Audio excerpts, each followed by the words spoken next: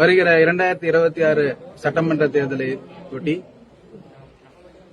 தமிழக வெற்றி கழகத்தின் சார்பில் தலைவர் விஜய் அவர்கள் அறிவித்ததன் பேரில் ராசிபுரம் தனி சட்டமன்ற தொகுதியின் வேட்பாளராக லோகேஷ் தமிழ்ச்செல்வன் ஆகிய நான் இன்னைக்கு நல்ல முறையில கோயில்ல சாமி கும்பிட்டு நிர்வாகிகள் எல்லாம் சந்திக்கிறதுக்காக முதல்ல வந்திருக்கேன்.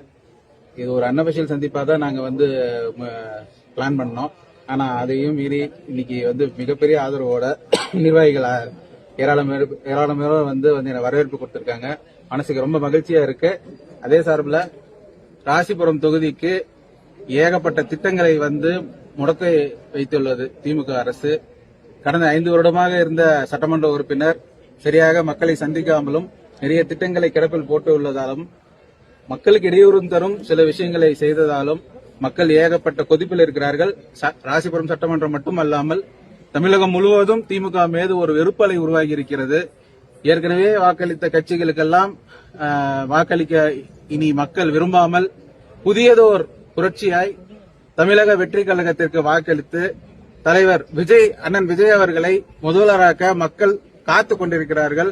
வருகிற சட்டமன்ற 23ஆம் தேதி மக்கள் அனைவரும் விசில் சின்னத்தில் மிக திரளாக வாக்களித்து மே 4 அன்று தேர்தல் முடிவுகள் தெரியும் பொழுது அண்ணன் விஜய் அவர்கள் முதல்வராக சட்டசபைக்கும் கோட்டைக்கும் சொல்வார் என்பதை இந்த நேரத்திலே நான் இந்த ஒரு புனிதமான ஒரு இடத்திலிருந்து தெரிவித்துக் கொள்கிறேன். மிக்க மகிழ்ச்சியான என்ன பண்ண தொகுதிக்கு இருக்கிற பிரச்சனை நீங்க சரி செய்யறதுக்கு நிறைய சாக்கடை பிரச்சனை இருக்கு, ரோடு பிரச்சனை இருக்கு, குடிநீர் பிரச்சனை இருக்கு. ஒவ்வொரு கிராமத்துக்கும் நல்ல தண்ணீர் கொண்டு வருவேங்கிறது தான் மெயினா எனக்கு இருக்கிற ஒரு குறிக்கோள். மற்றும் ராசிபுரம் சட்டமன்ற தொகுதியில ஏராளமான இளைஞர்கள் இருக்கிறார்கள். வெறும் விவசாயம் சார்ந்த தொழில்கள் நிறைய கல்வி சாலைகள் நிறைய இருந்தாலும் கல்வி பெற்று நிறைய இளைஞர்கள் வேலை இல்லாம இருக்காங்க இந்த பகுதியில். இங்கேயே அதாவது வேலை தேடி நிறைய பெங்களூர், சென்னை போன்ற பெரிய நகரங்களுக்கு தான் சென்று கொண்டிருக்கிறார்கள்.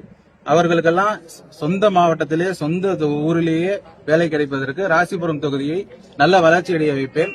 ஒரு புதிய தொழிற்பேட்டை உருவாவதற்கு நான் முயற்சி செய்வேன்.